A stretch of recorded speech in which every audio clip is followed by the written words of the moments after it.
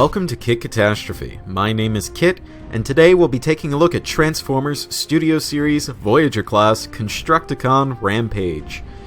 This figure came out in 2019 as part of Wave 6 of the Voyager assortment, and represents Rampage's appearance in the 2009 film Transformers Revenge of the Fallen. This figure is simultaneously the largest and most screen-accurate Rampage figure produced thus far, due in part to being red as he appeared in the movie, as opposed to the usual yellow of his merchandise. Ironically, the bulldozer that combined to form Devastator in the film was yellow, but we'll get into that later. Rampage here turns into a big and hefty analog of his on-screen bulldozer form, which is presumably similar to a Komatsu D575A if we're going off of his original deluxe class figure from 2009. Whatever the case, this thing is huge. You could probably bash someone's brains in with this bulldozer if you tried hard enough. The giant plow on the front is impressive in its stature and in its metallic silver sheen, and the treads are wonderfully sculpted, with many of its internal mechanisms illuminated with the aforementioned adornment of silver. This thing's pretty damn gappy though, with two major voids, one that runs straight through near the front, and one between the treads at the back. I do appreciate the inclusion of the rippers at the rear, though they aren't as impressive as the original deluxes. Right off the bat, the transformation requires a little bit of parts forming. Opening up the treads allows you to remove a four-pointed platform, which will become useful later. From there, the transformation is actually very complex. Don't be too discouraged though, as most of the work is done on the arms, with the body doing a pretty straightforward straightening. The instructions aren't very helpful for a first-time experience, so the process will eventually become a whole lot easier and clearer the more you transform this guy back and forth, which can become addicting. The one gripe I have involves Rampage going back into bulldozer mode. When swiveling his forefinger back into place on the tread assembly, there's no clear point to keep it in order to tab it into the main body, meaning you have to futz with it quite a bit to align everything. It's a minor complaint, but it's what annoys me the most about the scheme. Anyway, once everything's in place, simply peg Rampage's monopod onto the platform from earlier. Rampage's robot mode is by far the most screen-accurate rendition of his on-screen model by far. Sadly, it doesn't quite capture the corkscrew aesthetic of his fused leg, which I adored, but it does feature very nice lines going up his body. I may be in the minority when I say this, but Revenge of the Fallen was a very great time for Transformers designs, since the concept artist pulled all the stops to bring us some very experimental, non-humanoid alien designs, and Rampage is no exception. Some may find the blade and canopy just resting on his back as some egregious kibble, but considering the last time Hashtag tried tackling this design, they chickened out and went for a crab centaur man. I can forgive it. I do have one major problem with the design though. The treads can't rotate or swivel or even reattach themselves so that he can wield them as whips like he did in the film. The best they can do is just dangle helplessly off to the sides, which is really disappointing. Okay, time for a story. So for every video I make, I consult TF Wiki to make sure I'm not leaving out any details about the figures I review. You'd be surprised to find out how much I learned just from that. And it mentioned that Rampage comes with two tiny guns. Now I didn't see anything in the packaging, so I figured I must have thrown them out with a plastic tray. But then I started watching other reviews of him, especially MGO's, and I didn't see any mention of weapons there. So I just thought I was shit out of luck. But I was messing around with Rampage in tank mode, and managed to pull off one of the hydraulic rods near the blade. Lo and behold, it's the gun! Neither the packaging nor the instructions actually mention this, so it took me by surprise. Anyway, the guns themselves are actually criminally puny in Rampage's hands, so it's probably for the best if you just leave them on his body. And of course, Rampage also comes with a cardboard stand titled Pyramid Desert Battle, which portrays the third act of the Revenge of the Fallen film. Rampage's articulation is actually not that great. He has a ball-jointed head that only has good range on the up and down and tilting axes, but the joint is connected to a gray rod that can pivot side to side, which took me by surprise. The shoulders are actually wonderfully jointed, with impressive range on the forward and outward axes, along with an insane butterfly joint due to transformation. All three of his fingers have two joints each, one at the base and one at a knuckle. But he lacks elbows. Admittedly, I can't figure out how he would even have elbows given his transformation, but it's still disappointing and quite limiting. He has a waist swivel that can rotate 360 degrees in theory, but gets caught on rogue geometry in most angles. He also has two joints in his quote-unquote abdomen, one below and one above the swivel. The one below is a ratchet, while the upper is pinned. This can easily change his hunched angle, or make it so that he looks like he's about to spring upon an unsuspecting Sam Witwicky. Still, the lack of elbows and the stunted tread position just sap Rampage out of so many cool posing options. Rampage has one last trick up his sleeve. He can turn into a leg! This conversion scheme is actually pretty similar to going back into bulldozer mode, albeit with a few unforeseen engineering techniques. The way the thumb assemblies rotate around on the arm took me by surprise and do wonders to change the shape of the treads to better fit the limb mode. Sadly, the stand cannot be integrated into the limb mode. All that's left to do is to throw the cab section back and await the remaining members of Devastator. Number 15. Studio Series Foot Fungus. The last thing you want in your Transformers figure is someone else's foot fungus, but as it turns out, that might just be what you get. This limb mode looks pretty good, though I can't really say much about it without the greater context of being combined with the other 6 Constructicons as of this recording. All I can say right now is hot damn, Devastator is gonna be big. Studio Series Rampage isn't that great a figure, but he surely does not exist in a vacuum. If you're going to get this guy, you're most likely going for the full set of 7, so my recommendation will be based on the greater context of being part of quite possibly the most ambitious combiner in all of Transformers history thus far. Rampage is definitely worth a pickup in that case. He is a very good introduction to the Constructicons, and it makes me very excited to see what comes next. This has been Katastrophe. It's time to transform and roll out. Welcome to Kit Katastrophe. My name is Kit, and today we'll be taking a look at Transformers Studio Series Deluxe Class Constructicon Scrapmetal. This figure came out in 2019 as part of Wave 6 of the Deluxe assortment, and represents Scrapmetal's appearance in the 2009 film Transformers Revenge of the Fallen. As always, we start in vehicle mode. Scrapmetal turns into an excavator of an unknown model, which has almost certainly been entirely fabricated. Believe me, I've checked. Nothing on the wiki and nothing on the box. That being said, this is still a really great looking alternate mode. Of course, being a construction vehicle, it looks pretty drab with large swathes of construction yellow and black, but that's to be expected. The black is utilized greatly here to pick out a lot of nice detail on the excavator arm, while there is some vivid blue to pick out the windows on the cab and a gorgeous gunmetal used to illuminate the inner mechanisms on the treads. What's important is that nothing really feels left out, though if I could add anything, I would have taken a page out of Siege's notebook and added some weathering on the bucket and rear end, maybe even pick out the diamond plating in a shiny silver. As for functionality, Scrapmetal rolls around on 2 gray wheels embedded into his treads and 1 gray roller piece near the front. Now, I was skeptical at first as to the quality of it, especially after Titan's Return Hardhead figuratively shat the bed with his clear plastic tumbler of disappointment. Whatever the case is, Hasbro seemed to have gotten the hang of it since Scrapmetal rolls like a charm, though your mileage may vary depending on the surface. Now, the main event is the excavator arm itself. It has joints at the base, at the middle joint, and at the bucket, which makes the vehicle mode all the more playable. Let's get this out of the way. Scrapmetal's conversion scheme begins with parts forming. It's just one piece taken off the back end, but I'm aware some people really hate this sort of thing. As for me, I just wonder why Scrapmetal even includes the damn thing to begin with.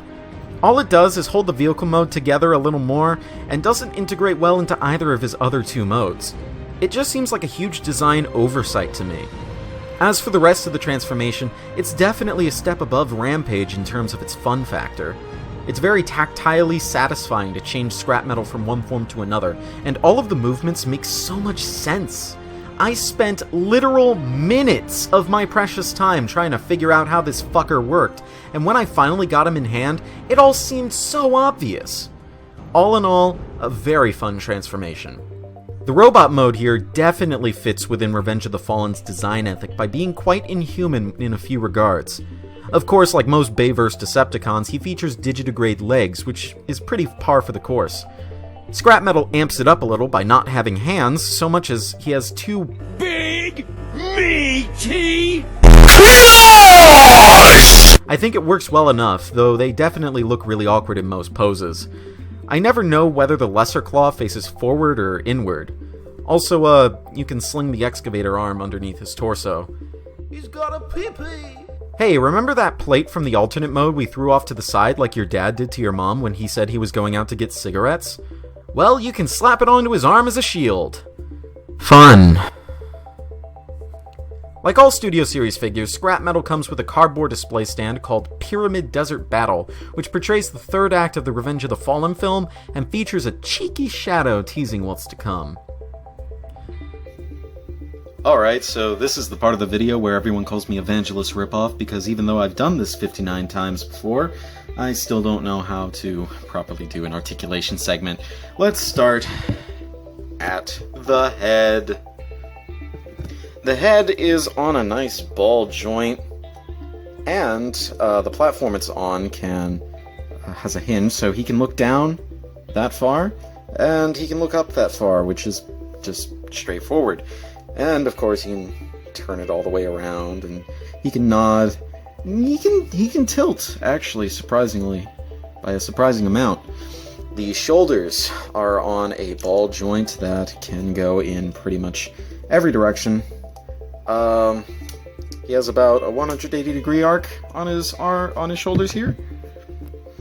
But you can get a little shrug action with these joints that the shoulders are on for transformation. So he can be like, "Ooh, who did it? It wasn't me.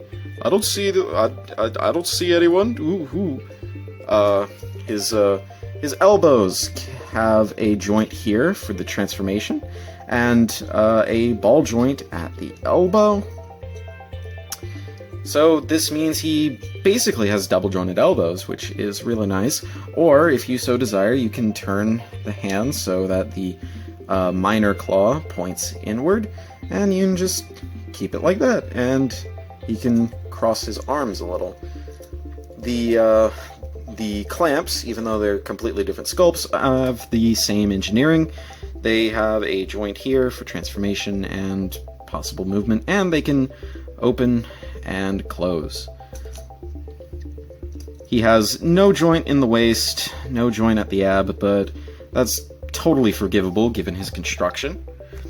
His legs have a ball-jointed hip that is pretty good, but depending on the angle you move it, it might pop out.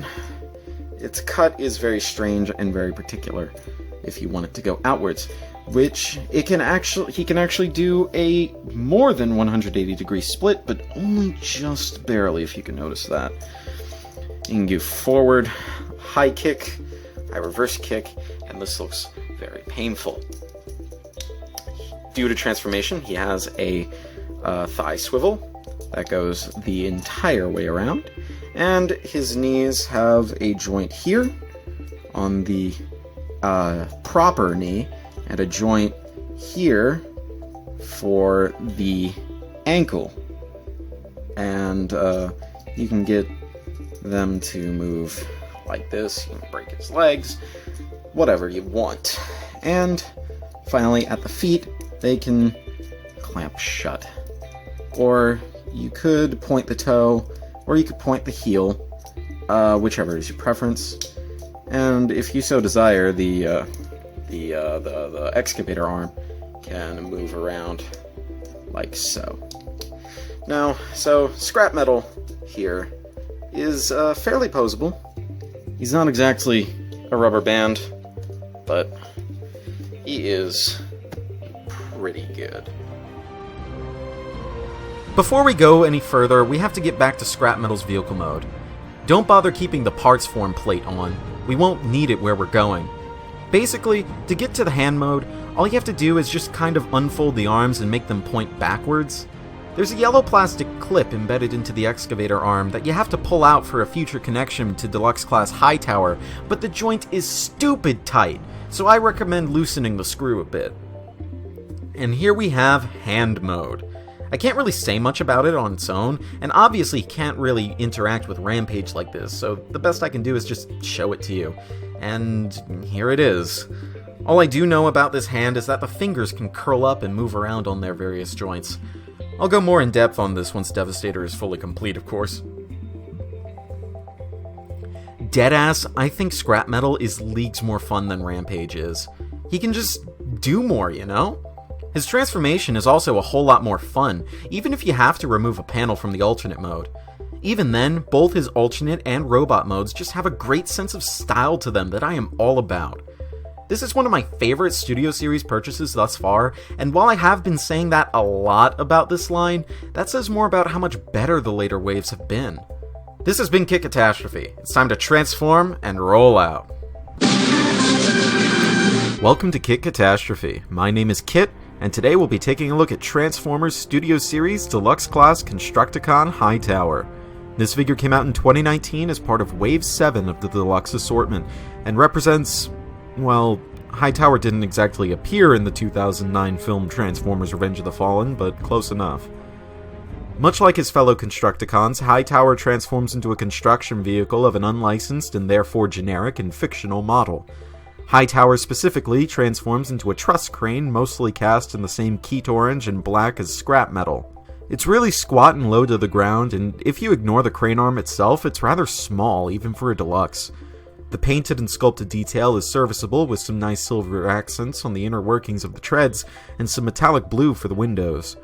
The crane arm itself is impressive in its length and girth, and is intricately detailed, as far as a truss can be. There is an open claw at the end which can be swiveled up and down. Sadly, the claw itself can't open or close, but there look to be places you could loop some string around for the claw to dangle if you get creative. Transformation is actually piss easy, which took me by surprise the first time. Basically, all you have to do is just flip the treads out on their multitude of fiddly swivels and hinges, while the rest of the crane mass just rotates forward 90 degrees. It's actually really cool how the crane arm bends forward over Hightower's head to become something like an anglerfish proboscis, and the rear of the crane mode folds in nice and tight. Hightower's robot mode captures that late noughties Inhuman Decepticon design aesthetic that I loved so much of the Revenge of the Fallen era. Nearly every new design for this movie is experimental and impressive, and Hightower is no different, being less of a true person and more of a dinosaur spider-monkey scorpion thing. While this design was never seen on film, it is based on a piece of concept art for the film, so I guess that was good enough to be turned into a figure. I'm not complaining. The limbs pull a Half-Life 2 antlion in that the ones that are used for support are where the arms would normally go, and where legs would normally go are where the manipulative limbs are. The design of the legs themselves are kind of strange, all ramshackle and haphazard. They look bouncy. The head sculpt is very nice as well, with the yellow plating and the Shin Kamen Rider mouth. It looks too human to be placed on this body type, which adds to the eeriness. I love the scorpion tail crane arm with the claw at the end. Pure genius. And around the back, I'm starting to feel some type of way. Given Hightower's unorthodox anatomy, I figure it would be better to start at a region that is not the head. More specifically, I want to start by talking about the tail. If you could call this a tail. It points forward, so I don't know. It can move up on a hinge at the base, and another hinge in the main body of the tail, and it can move up, and it can move down, or rather, reach forward, I should say. Speaking of reach forward, the claw can still move forward and backwards, and that's all fair and good. That is it for the tail. At the head, he has a ball joint that can move around, though the connection to the main body on this hinge is actually pretty piss poor, so I'll just take a look at it by itself. The ball joint allows it to waggle a bit on the actual cup, and it can turn 360 degrees. It cannot look left or right in any appreciable way. There is a hinge that allows it to look up and down even further, and attached to it is another hinge, allows the entire neck to look up and down, and it's kind of loose. The hips the shoulders, I don't know what to call these. Let's call them hips because they support the body. They go all the way around 360 degrees, which is pretty good. And continuing with the nomenclature we're going for here, he has a thigh swivel that goes all the way around as well. And then we get to the knees and the ankles, which is a very, very messy deal. He has a joint here which can bend forward and backwards, so maybe we can call it a knee. And then he has a joint that goes this way, which I guess we could call it an ankle pivot. And then he has yet another joint this way. I don't know what to call that one. And then he has a joint that can move the treads forward and back, which I guess we could call a rocking ankle. And the treads themselves can splay open or come together. I prefer the come together option because it provides a more stable standing base. Finally, the arms, or the manipulators, can move forward. That's it. They can just move forward and backwards, and that's all they can do. But really, what else do they need to do? This is Hightower, man. He's not supposed to grab things and throw them. I mean, with his hands, I guess he can throw them with the claw. So, you know, note taken. Hey, don't turn off the video yet. We're not done. Let's just zip on back to crane mode for the main event. Basically, all you have to do for Hightower's Proletariat United mode is to adjust the treads a little bit, extend the head on its hidden double hinge, which can be a right bitch to get out sometimes, and place the claw onto Hightower's mangled neck. Then you slide in Scrapmetal on the end to form the right arm of Devastator. Now we're talking. This is actually a really big hand, and it's a sneak peek as to the final aesthetic of the Devastator combiner. Treads mangled together, pieces of heavy machinery sticking out like bits of broken bone all over. It looks awesome. Good call using the claw piece as the tip of the thumb, though the look is diminished somewhat by Hightower's head sticking off the knuckle there. Still, this arm mode is very promising. Much like Scrapmetal and Rampage before him, I can't give my recommendation on Studio Series Hightower in a vacuum, as most people who buy this figure will be doing so to complete Devastator. So if you're after it for that reason, then definitely buy it. I mean, you're already convinced. For those who don't care about the main course, Studio Series Hightower is a tasty little snack that won't disappoint. He's fun and unique among his brethren, and the aesthetics are sublime. Give him a shot if he interests you. This has been Kit Katastrophe.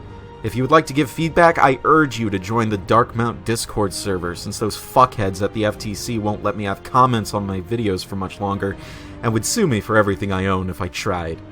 If you liked this video, please share and subscribe. Transform and roll out. Welcome to Kit Katastrophe. My name is Kit, and today we'll be taking a look at Transformers Studio Series Voyager-class Constructicon Long Haul. This figure came out in 2019 as part of Wave 7 of the Voyager assortment, and represents Long Haul's appearance in the 2009 film Transformers Revenge of the Fallen. Long Haul transforms into the biggest, beefiest, greenest dump truck I ever damn did see, as far as my collection is concerned. Of course, I can't think of a single other dump truck in my collection outside of a Rogue Minicon. It's not clearly based on any known model of real-life dump truck, or at least the wiki doesn't give any suggestions, but there are enough details sprinkled all over the body for it to fit in with the licensed alternate modes of, say, Jazz and Ratchet. The ladders flanking either side of the massive gunmetal grille really show the immense scale of this hulking beast, and the cab windows are painted in the same shiny blue as his proletariat brethren. The wheels are immense and rugged as well, though the front wheels commit the disgusting sin of being visibly pegged on. There are some silver pipes and some gunmetal vent detailings on the flanks, and the dump bed has a pristine charcoal stripe along either side. From up top, though, I'm gonna give this approximately 13 yikes. The arms, as you can clearly see, are plainly visible. No attempt to hide them whatsoever. Come on, Hasbro, you did better on Combiner Wars Long Haul, and that figure's trash. And you know the worst part? Doesn't even dump. Ugh. Now, it'll be easy to forgive the lack of any fun dumping feature when you get a glimpse at the transformation. For the most part, it's very simple, yet the beginning stages of the conversion to robot mode get a little cramped. The hind wheels clash mightily with the sides of the dumping bed, making the process by which you're supposed to bring the arms outwards a bit messy. One detail I really love is how the end of the big panels that end up on Longhaul's forearms actually slides out of alignment and flips away. Now that is some engineering I'd like to see more often. It really feels like it came out of the movies. From there, the rest of the dump truck converts in nice large chunks of plastic matter that have clear starting and stopping positions. However, the tab that's supposed to fasten the truck cab section into Longhaul's shoulder hood doesn't quite like to cooperate, though the friction of the hinges is usually enough to keep it in place. The legs are some very simple, easy movements, and the head rotation at the end is the icing on the cake. Compared to the other Constructicons, Longhaul is perhaps the most humanoid out of them all. This is not much of a surprise considering he was the first to be designed back in 2007. Bay vs. Longhaul was actually designed by Josh Nizzi as a work of fan art, which many of you in the audience probably know by now since my content is directed towards adults, and therefore is, out of all Bayverse designs, perhaps the most evocative of his original Generation 1 form, and by that I mean he's green and beefy. He's also caked in a thick patina of sculpted detail, much of which is also neatly painted. The wiring on his arms and the inner chest tumble wheel are picked out in silver, while the inner mechanisms of Longhaul's knees are in a dull gunmetal. The head sculpt is supremely detailed, with gunmetal accents on the forehead and jowls, though the red eyes are applied a little sloppily. Zooming back out to take the full picture, Longhaul is an unabashed chunky motherfucker. Nearly every single segment of his squat and stout body is about the size of a closed fist. I exaggerate. However, despite the chunky nature of this dump truck robot man, he's no less posable than his brethren. As I just said a few precious moments ago, Longhaul's chunkitude is kind of misleading when it comes to his articulation because, though he may not look it, he is very, very posable, at least for someone of his stature. His head has a ball joint that can look all the way around, though due to the bean-shaped nature of his head, it may get a little hard to maneuver, especially with all of this gunk around it. All this sculpted detail that can kind of pinch your fingers. So do be careful. I do believe the ball joint stem is on a hinge that can allow it to nod up and down, mostly upwards, though that may just be from the ball joint itself. He has a swivel at the shoulder that can go all the way up until it bangs against this shoulder tire, and it can go all the way back until it bangs against said shoulder tire, and it can go all the way out despite all the kibble, so he can T-pose. He has an elbow joint that bends just about 90 degrees. Actually, it looks like it bends more than 90 degrees, which is awesome. He has a bicep swivel that can go all the way around, assuming that the giant panel on his forearm doesn't bang into something, which more often than not it will. But it is pretty easy to get out of the way, as you can see by the T-pose that I just did. He has a waist swivel that is a very heavy ratchet, because this ends up being Devastator's ankle joint. So of course it has to be a very clicky ratchet joint, and as you can see, the back kibble can fold up out of the way. And I'll keep it folded out of the way for the rest of this segment. At the hips, they can go one click forward as they are, but if you introduce the thigh swivel, which can go outwards 90 degrees, he can high kick pretty well. And as you can see, he has another swivel just above the knee, or rather just below the knee, sorry, because he has a knee joint right here, which bends 90 degrees and is very appreciable. Sadly, the bend is above the knee, as I was so disappointed to find out, so if you want him to bend his knee while he's doing a high kick, it would look as if his leg is broken, which is a shame. At the toe, he has a toe joint that can move up due to transformation, and bringing in a little bit of that siege engineering, he has a very deep ankle pivot, which is astonishing for someone of this fatitude. Like, look at that. He is limber as can be, ready to take down, grapple, and hoist, possibly, maybe, Maybe he'll just die off screen, like most movie Decepticons. Just like Hightower, it'll be easiest to go to Longhaul's tertiary mode from dump truck mode. Basically, the transformation scheme boils down to rotating the dumping bed flanks 180 degrees, then lifting the robot legs away from the truck body. What was Longhaul's hood flips backwards to form a heel spur, and the rear tires rotate downwards but don't lock in place anywhere. Much like Rampage, Longhaul turns into a size a billion sneaker for the Devastator combined mode. This thing is huge-fucking-mungus. It's all long and straight-edged and massive, and makes for a sizable footprint.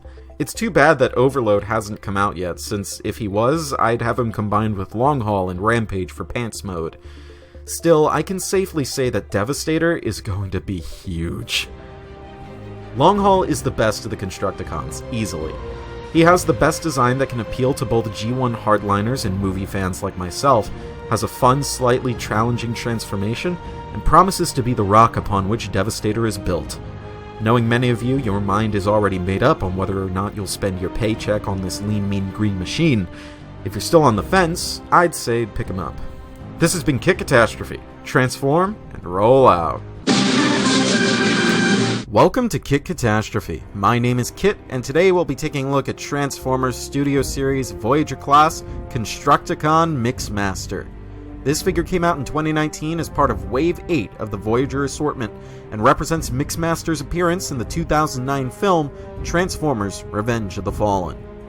Coming in as the 5th Studio Series Constructicon, it's no surprise that Mixmaster transforms into yet another construction vehicle.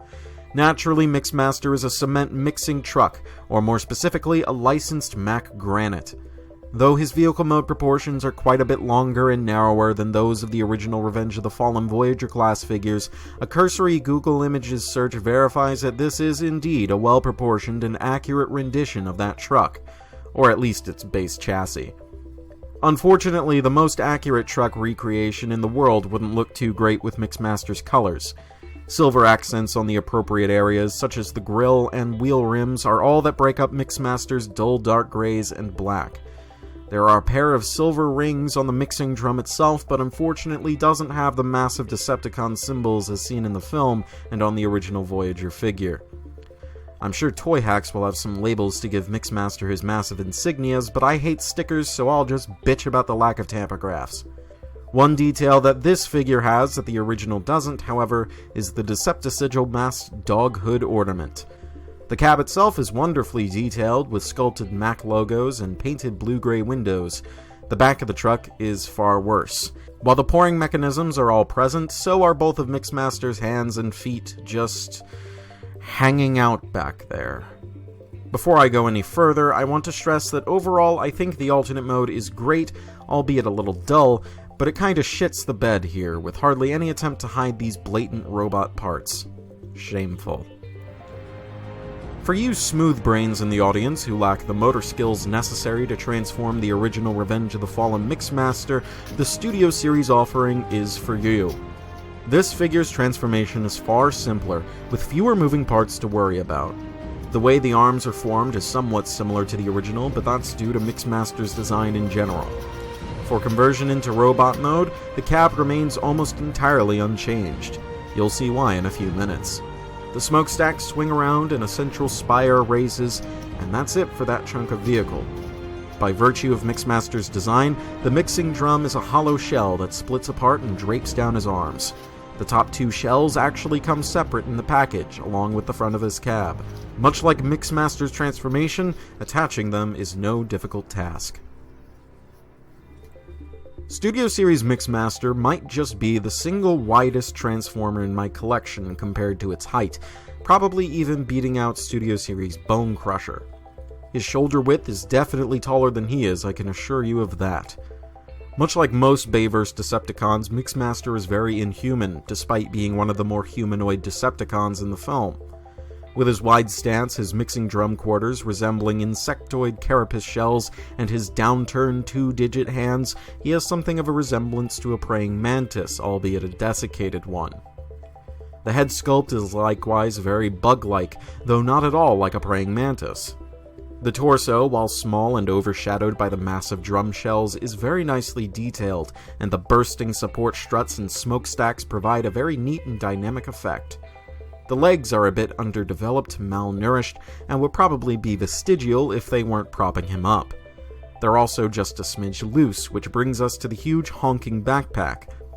Now, Revenge of the Fallen Mixmaster also had the entire cab hanging off his back, though Studio Series Mixmasters is far higher up, throwing off the center of mass a little more. Studio Series Mixmaster also lacks the original's missile launcher, as well as the entire poorly defined attack mode, but still has a sticky-uppy bit behind his head. Now I would say something like, oh, Mixmaster is really mixing up my review format insofar that I'm not doing the articulation segment as the very last thing before my closing remarks. But this isn't my first Constructicon, so I can't really say that. Starting at the head, he has a ball joint that can look all the way around, but it's mostly on a sideways angle. It mostly just turns around this way rather than this way. But he has a neck joint, But he also has a neck joint that can allow him to look up and look down. In coordination with the ball joint, he can look all the way up, and he can look that far down, which isn't too bad. It's not too great, but I have seen worse. The shoulders, due to transformation, can butterfly themselves inwards just a little bit and butterfly themselves outwards just a little bit so he can puff out his chest and be like, "Ooh, I am the alpha male. I am the alpha male. Mate with me and pop my head off." The shoulders rotate all the way around 360 degrees on this nice swivel joint, and they can also move all the way outwards, so it's your boy, the ultimate T-pose! At the bicep, there's a swivel that has a 360 degree arc of rotation, and the elbows can bend less than 90 degrees, which I do not like. The hands can also move up so he can be like, "Hi, Dave." He has nothing at the waist due to transformation, considering that the entire torso locks into the cab section, so a waist joint would be impractical, nearly impossible, also due to the fact that the legs can unhinge like that from their joints. Speaking of the legs, the thighs can go all the way forward for an extremely high kick. I wonder if he can take balance in this pose. Hey!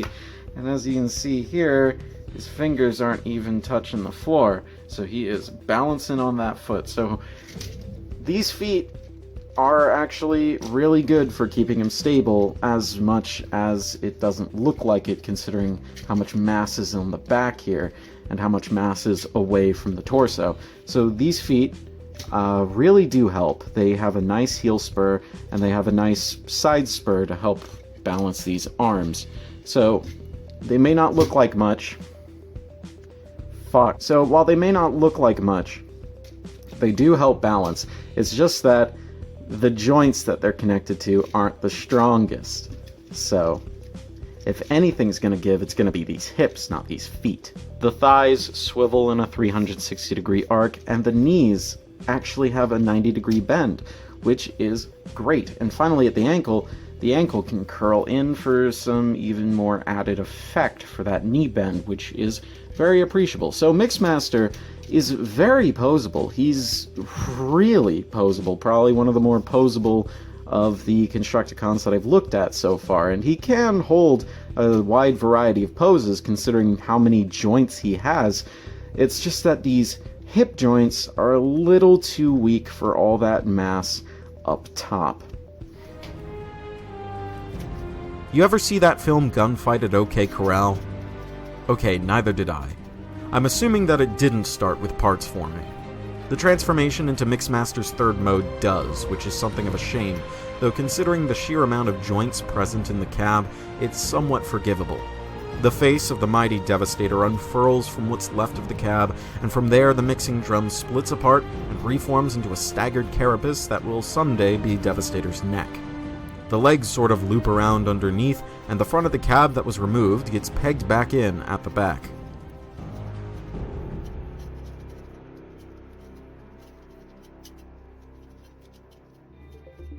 Well, this is certainly a bit of Devastator.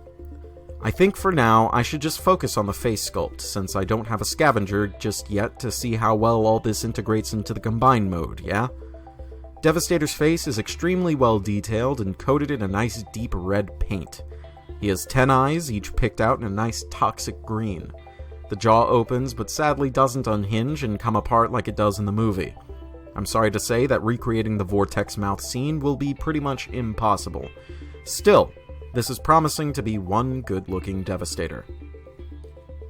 Studio Series Mixmaster is one of the stronger entries to the Studio Series Constructicon lineup, which in and of itself have been some of the best figures in the line to date.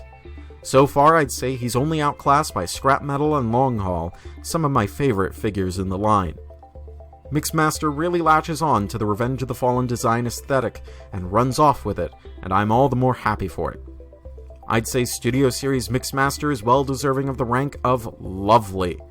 If you liked this video or otherwise found it helpful or informative, then please consider subscribing for more reviews like this in the future, so you can join me for my next review, where I'll be taking a look at Transformers Siege Deluxe Class Autobot Impactor.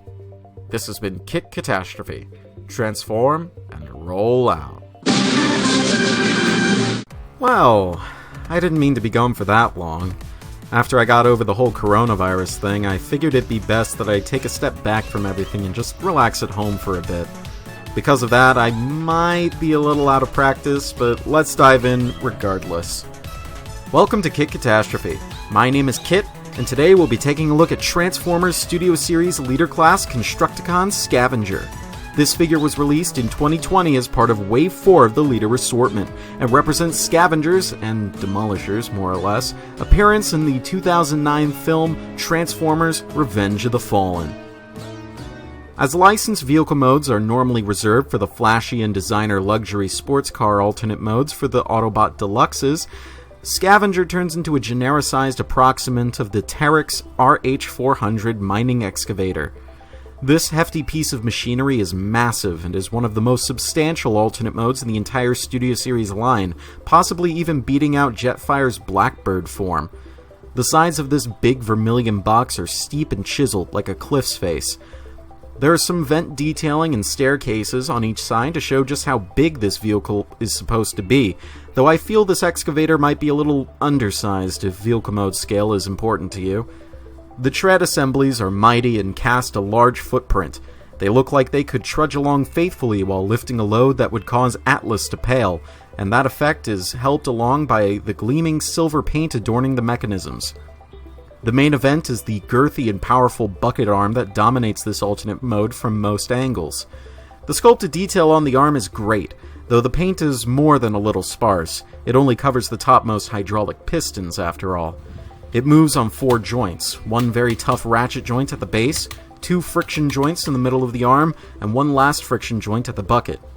I'm not a big fan of the way the bucket looks. It's all segmented and unconvincing, which is kind of expected as it forms the robot mode hands.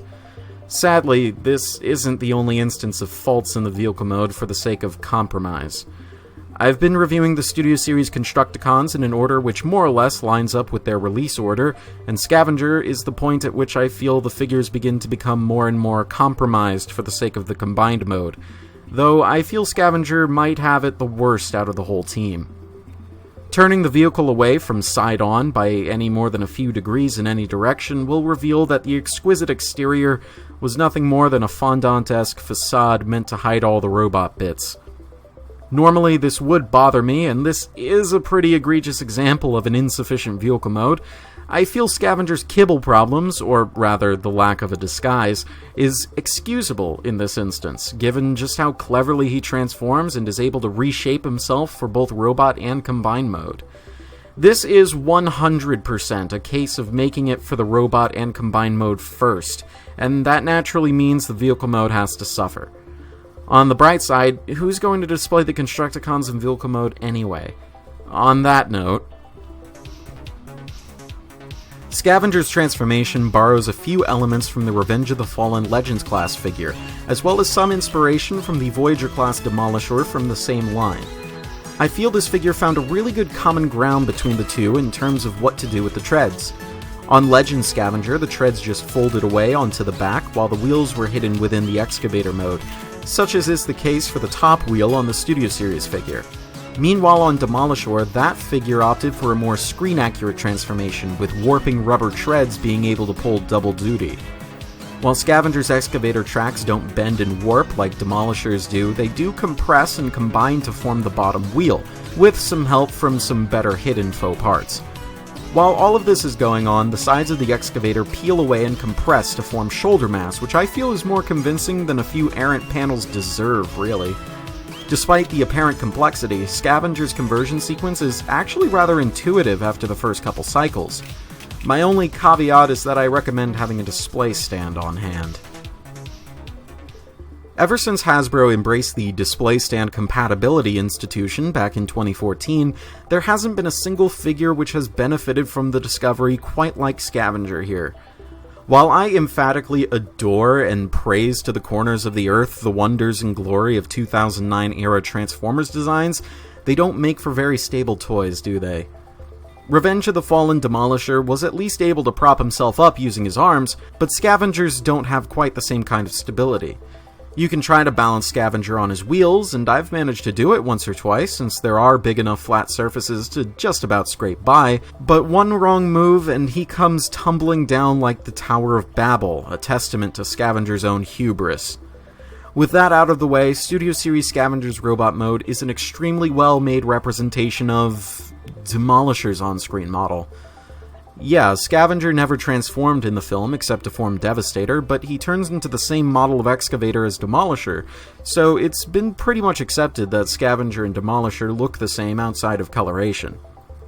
One aspect of this body type is that despite it lacking any sort of feet or legs, Scavenger's body still evokes the same shape as many other Decepticons' legs. His entire body is digitigrade, I mean to say. Just the shape of the sculpt is able to give this design such character, energy, and dynamism. The head sculpt is simply perfect, capturing every single detail from the on-screen model. I swear, the head sculpts present on every single figure I've seen this year have just been sublime. Since there isn't much of a body to have painted detail on, Scavenger's face gets accents of black and silver, while his eyes, or eyelids rather, are painted gold, meaning every relevant detail is picked out wonderfully. The abundance of paint on Scavenger's face doesn't mean that the rest of the body is bland and uncolored, however. The lower half of this cycloid body features gleaming silver struts, and more silver is revealed on the arms, which was hidden in vehicle mode. Last but not least, the rims of the massive tumbling wheels above and below Scavenger's head are painted silver as well, making them stand out even more. Now, despite Scavenger's appearance, he actually has quite a bit of articulation for such a design as this. Starting at the head, as always, he has something of a ball joint connected to a swivel that acts as a sort of double joint. It allows him to look up. It doesn't allow him to look that far down, but it does allow him to tilt his head and turn it slightly just to give it a little bit of expression and character, which I really like. The arms are where most of the articulation on this figure resides, mostly just because he's made out of joints from basically this point onward. So he has one big joint that allows the entire shoulder mass to rotate. It's on a detent, which means it will hold position pretty well. Many of the joints on Scavenger are detented in such a manner. Much like the outward joints for the arms. These are on a very heavy ratchet, which are used for the combined mode, so they are extremely sturdy. There is also an outward joint that allows his arms to point outward, and if you use the bicep rotation, it also allows his arms to reach forward if you don't feel like using this major joint. Like in excavator mode, the elbows do have a double joint that allow them to bend backwards or forwards, depending on your tastes. He also has a joint at the wrist that allows him to point his hand or raise it, and he has a joint here at what I can ostensibly call a finger. That's pretty much it for the arms, but they do feature an extreme amount of joints just for these arms, so you have a lot of options for how you want to pose him. There is also another joint here up at the shoulder that allows his arms to point outward that I missed because I usually just see it as a transformation joint, but this is yet another option. The lower wheel actually spins freely, and there is a nice amount of give to it, but that does come at the cost of not being able to stand him up very well, though that is what these stands are for. The upper wheel is locked for transformation purposes because it is attached to the base of his head, but that doesn't mean we can't have some fun with the other one. There is also a way to rotate it, and that usually means spinning this arm a little bit, because the rotation joints here to spin the wheel kind of interlock with these shoulder joints, making them kind of move forward a bit. You could see it as an action feature, but I just see it as a reality of how else are you going to get this to happen. Either way, Scavenger has quite a lot of joints. You can do a lot with the guy, and I'm really impressed by just how much they were able to pack into this design, because as it is, Scavenger's design does not look like it is, accessible for proper adaptation via plastic, but this is a very nice surprise. Going back into vehicle mode is the simplest way to begin the transformation into Scavenger's combined form, as it is for pretty much all the Constructicons. Many of the initial steps needed to form the upper torso of Devastator are similar to the opening steps of the conversion to robot mode, though it begins to diverge by rotating Scavenger's arms 180 degrees to form Devastator's shoulders. The hidden wheel halves fold around and peg into each other quite solidly, and the remainder of the sequence is mostly just fiddling around with the central rotary joint to make sure everything lines up. Well, Scavenger's combined mode on its own is a whole lot of nothing, but I do like the general shape and proportions of it all. It's reminiscent of some errant few frames from the on-screen transformation, mostly due to one of the massive wheels being front and center. There is one issue around the back where Scavenger's face is plainly visible, but there is room between the wheels to hide it well enough. Scavenger's hefty shoulder joints double as Devastator's, though I'll go over the full gamut of articulation once I take a look at the combined mode, okay? Out of all the Constructicons I've covered so far, Scavenger would be my favorite. He's not my favorite out of the whole team, mind you, as I feel one other member outshines even him. There's just something really impressive about eking the single most accurate depiction of this on-screen model out of what is essentially a box, but Scavenger does it with a hefty amount of style and panache. I mean, it helps that the transformation cheats, but still. Despite his glaring issues, I still feel that Scavenger is a worthy experience, even if he's the only Constructicon you get. With that, I rate Studio Series Scavenger as astounding. If you liked this video or otherwise found it helpful or informative, then please subscribe for more reviews like this in the future, and feel free to suggest topics for future reviews in the comments. When we return, we'll be rounding out our coverage of Earthrise Wave 1. This has been Kit Katastrophe. Transform and roll out. Scrapper is kind of a non-entity for me. Sure, I watched the Generation 1 cartoon, but other than the fact that he's the leader of the Constructicons, there's just nothing there. Same goes for pretty much all of his subordinates. The only one who left any impression on me was Mixmaster, the one who's just a little too into chemistry. I never read the comics, so his sole film appearance would be my first impression for the character. And he's a generic with no lines. Wonderful.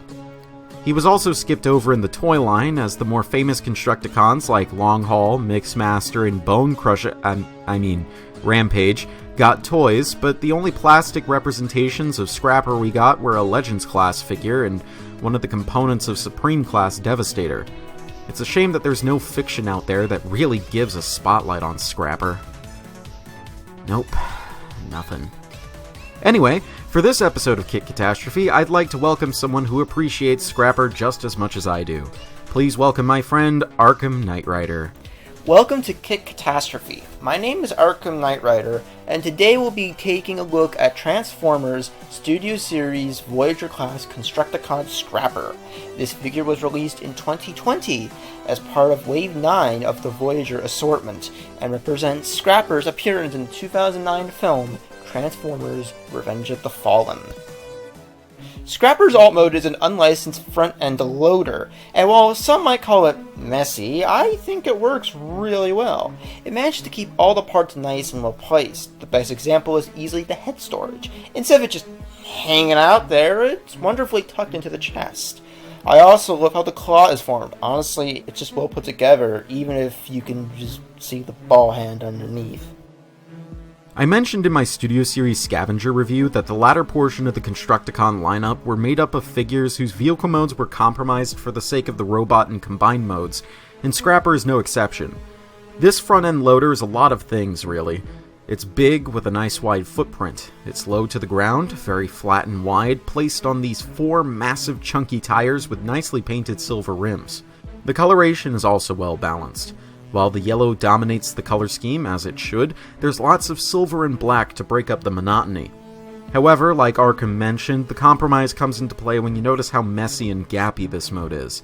The main body of the loader is incoherent, made up of obvious robot parts, with the scantest of ladders placed to give the illusion that this is a functioning vehicle. The large bucket up front is split into 3 compartments, and while the outer 2 are fine, the middle one doesn't look like it could carry any fine materials like soil or gravel, as the back wall of it is just full of holes due to transformation. Nevertheless, I don't feel this vehicle mode is nearly as compromised as Scavenger's was, and if I can overlook Scavenger, I can overlook Scrapper even easier.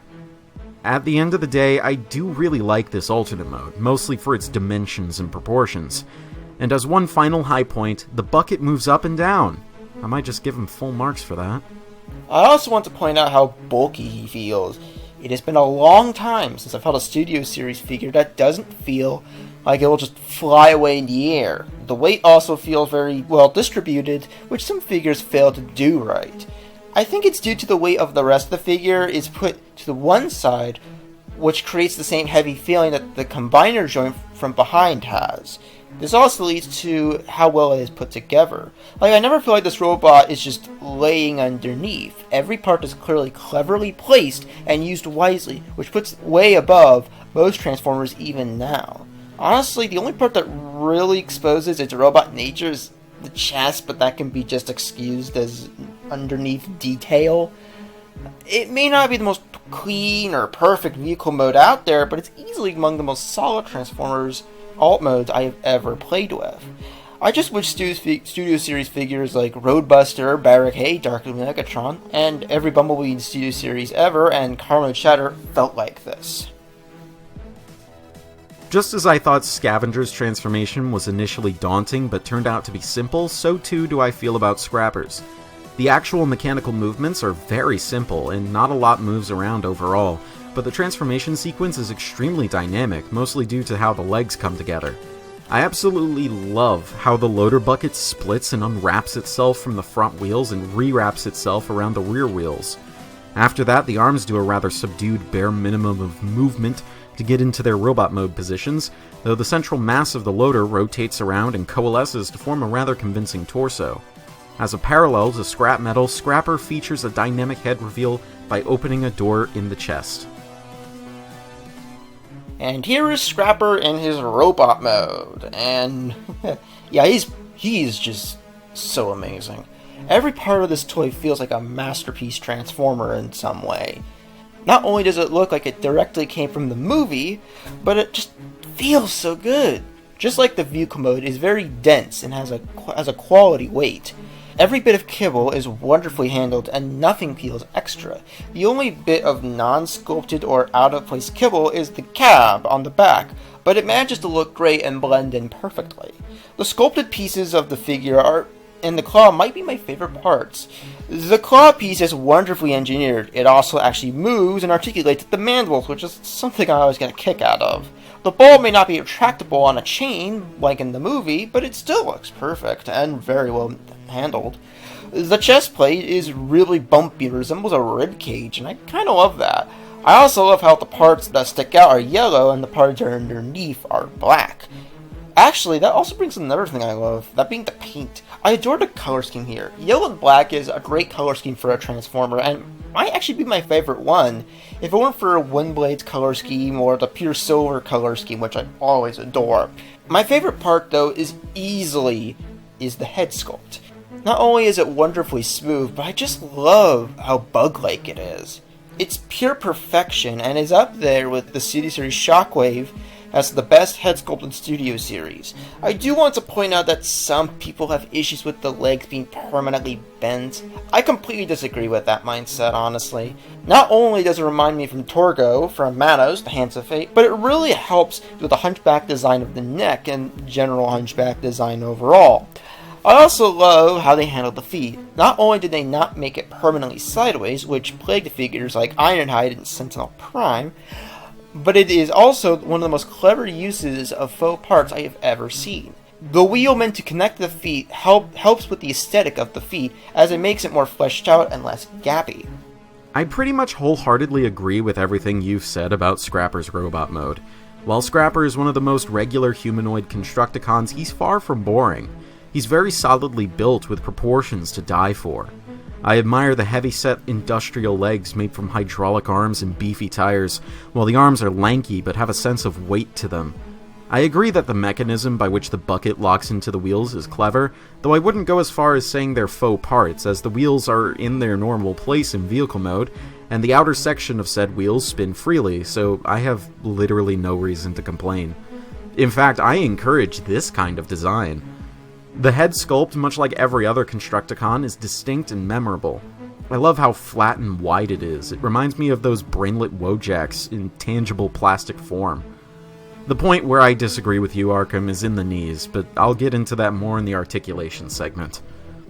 Now, in terms of articulation, Scrapper is not a crapper.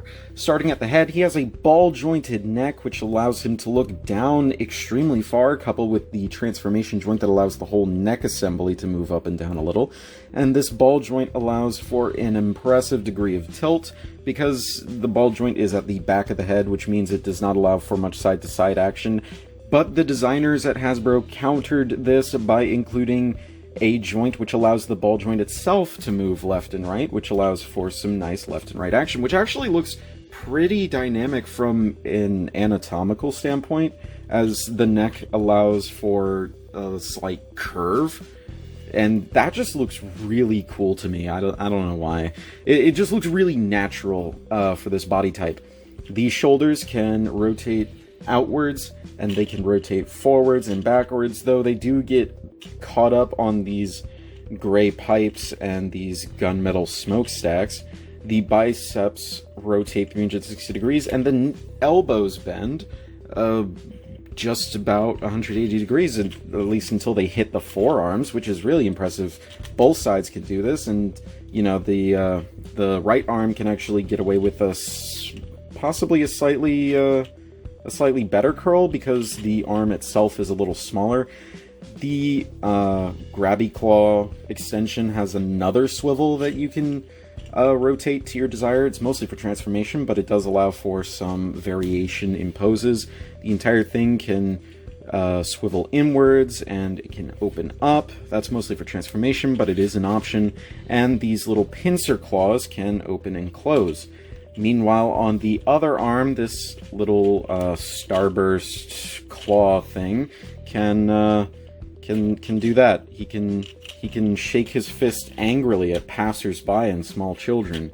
He has nothing in the torso because of the way the transformation works, and there's really no place to include a waist swivel of any kind, an ab crunch either. So it's a little disappointing, but I mean, I wasn't really expecting much in terms of torso articulation on Scrapper. I think his posability elsewhere is fine enough, except for one certain exception. The legs can move backwards and forwards really nicely on this big, heavy joint. It's not a ratchet or anything, but there's a lot of friction in here, which means he'll be able to hold, like, any pose, whatever. And if you shake it, those hip joints are not going anywhere. The legs can move outwards slightly, not really. They can move inwards a little bit, and the entire hips can move outwards, though that's more for transformation into limb mode than anything else. The hips, I would say, are a little limited, but you can get a lot of good poses out of them. You can get running poses, kicking poses, stuff like that. Forward and backwards is pretty much unimpeded, but outwards is not, so you can't exactly get him to do a high kick without making him look rather silly.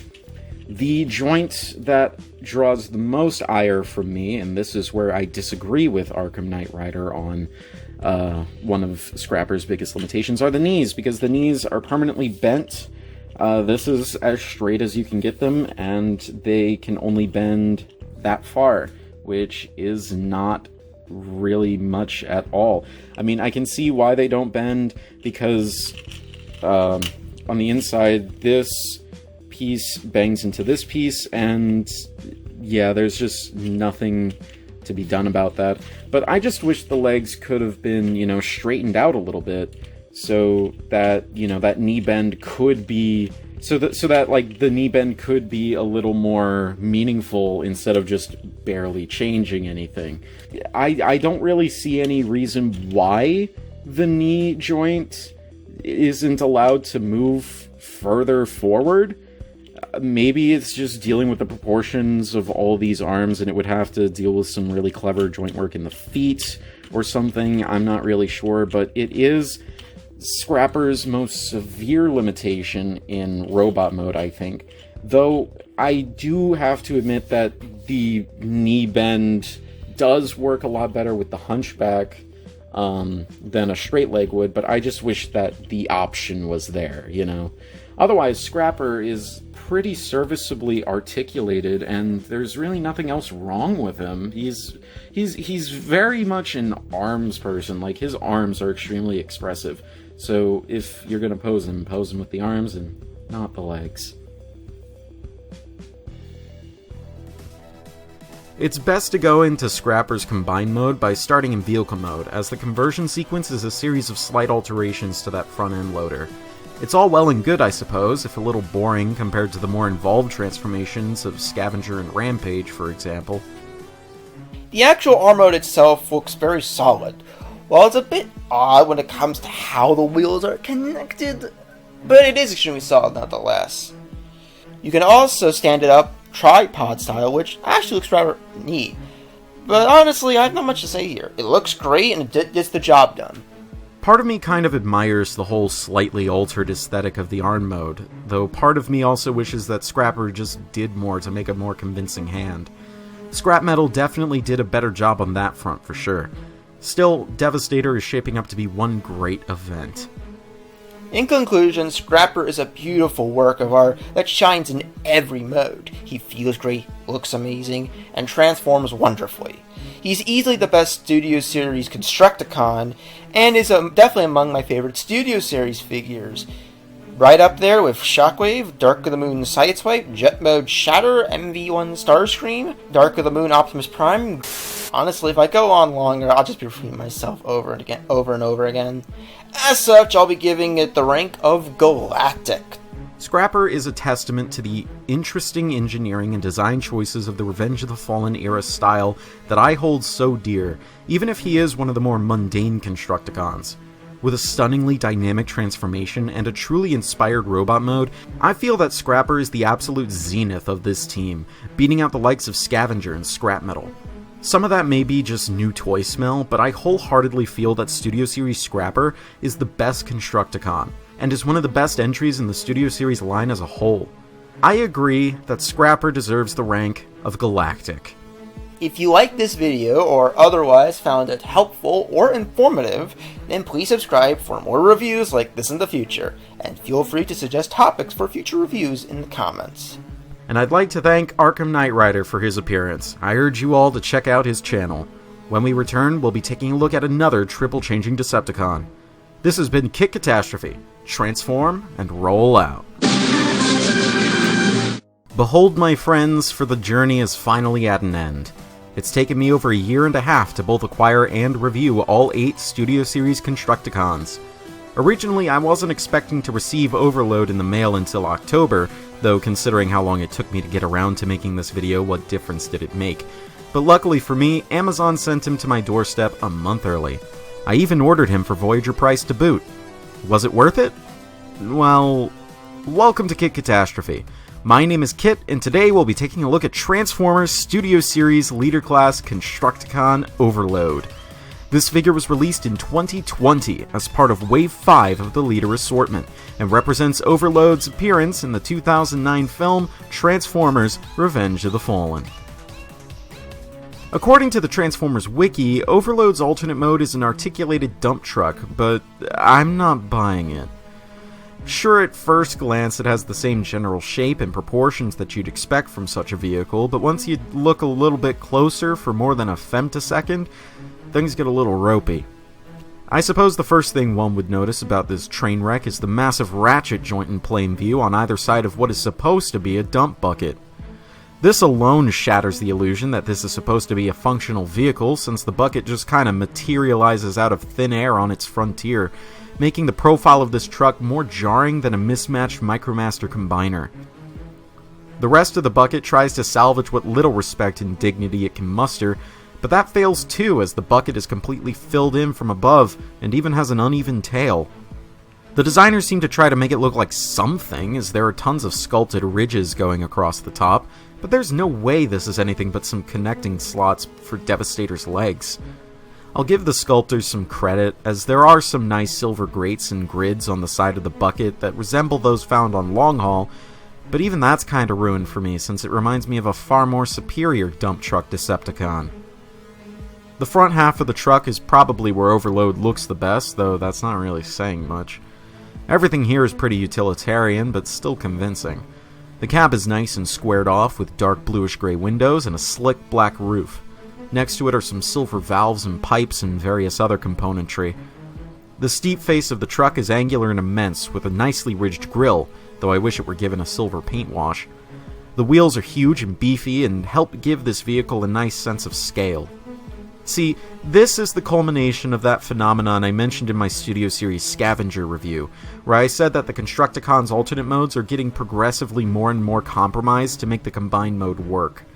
I think Overload is the ultimate example of this, as his vehicle mode is a pathetic, cobbled-together excuse for a dump truck.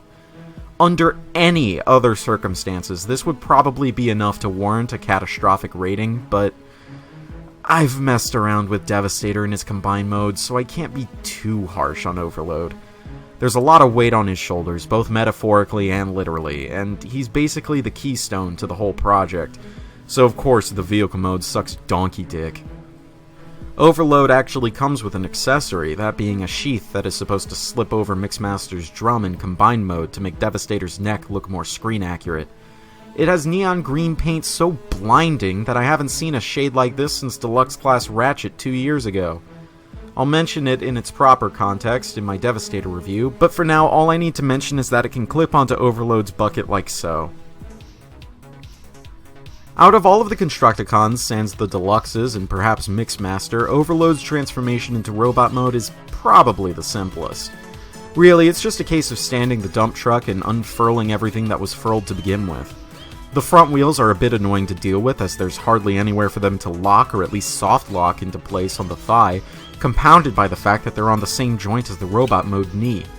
The robot arms are kind of daunting to deal with, as there are about 25 duodecillion different joints between the four of them, so there's a lot of variation to be had in how you choose to display Overload in robot mode. There are these gray tabs inside the outer shoulders that lock them in place that are mainly for combined mode, but feel free to use them for robot mode if you prefer the extra stability. The cab from vehicle mode pegs into the upper back and forms a rather pathetic little stinger, which is a far cry from the huge grabby arm seen on the original Revenge of the Fallen Legends class figure. Now, I wouldn't exactly call the transformation good by any stretch of the imagination, but at least it's easy. You know, I'm starting to feel as if the default settings for Decepticons in the Movieverse are ultra-wide behemoth, because this is the third Studio Series Decepticon I've covered with those exact same parameters. I swear, it's as if Overload can T-pose without even stretching his arms. He's kind of a shelf hog because of it, though I expect that won't be an issue for most people. I really love the four-armed nature of this robot mode. For a Constructicon, it's very unique, though maybe not quite as unique as the wholly inhuman Hightower. Like I mentioned during the transformation sequence, there really is no wrong answer for how these massive hulking shoulders and arms should be displayed, as there are enough joints in here and enough variation in those joints for pretty much everything to look just about right. I really love how in lieu of traditional hands, Overload opts for massive meat hooks and pincer claws. Put him in the right pose and he looks like a massive crab or shrimp if it were bipedal. Speaking of which, the legs are absolutely pathetic. No, it's not because they're small or anything. I feel that they look good and fit his proportions nigh perfectly. It's just that the actual supportive struts are so very thin, and the knee joints are extremely weak. Given how top-heavy Overload's design is, it doesn't take much to topple him over. What makes things even worse are how the heel spurs stick out too far downwards, sacrificing what could have been a more stable standing base. Of course, I have heard reports of copies that don't have this problem, so your mileage may vary. Things aren't all bad, however, as there is a lot more silver paint revealed in this mode. In fact, pretty much all of the paint used on this figure is revealed in robot mode. There's gallons of it picking out various mechanical details on his shoulders and his arms, as well as some more applied onto sculpted ladders on Overload's torso. That brings us to the head sculpt. Out of all of the Studio Series Constructicons, I feel Overload's is the least distinct, probably because his robot mode was never featured in the film. Then again, neither were Scrapmetals or Hightowers, at least in any serious detail, so what's his excuse? Finally, Overload features a stinger of sorts on the top of his hunched back. Yeah, it looks pretty pathetic. All my gripes about stability aside, Overload is actually a pretty articulated figure.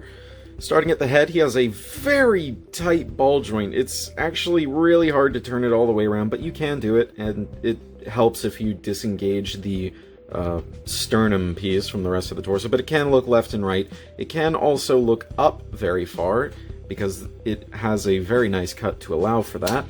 The little stubby stinger can pivot back and forth to and fro as so. The shoulders are on massive, massive ratchet joints, but they're pretty quiet, and there's lots of detents, and they can go all the way around very nicely. There is a major joint up here that allows for some outward motion and downward motion. This is the prescribed method of displaying his shoulders, but you can get the arms a little lower than that. And as you just saw me demonstrate, there is another shoulder joint here, which allows for even more outward motion. There is actually one final joint that I forgot to mention in my initial recording, and that is a ratchet joint which is used for both sets of arms, which is an extremely tight joint, and it allows for better forward motion than the other joints featured within these arms allow. The main arms have a massive swivel that would in theory allow for 360 degrees of rotation, but in practice things do collide around here, but you can manage past it. There are two elbow joints here, one that goes this far and the other that goes even farther than that, and these two claws here are on a conjoined hinge that allows them to move forward and backwards. The other arm has a hinge here, a hinge here, and a double hinge here that allows for some nice curl. And there is a swivel right here that allows the pincer to move.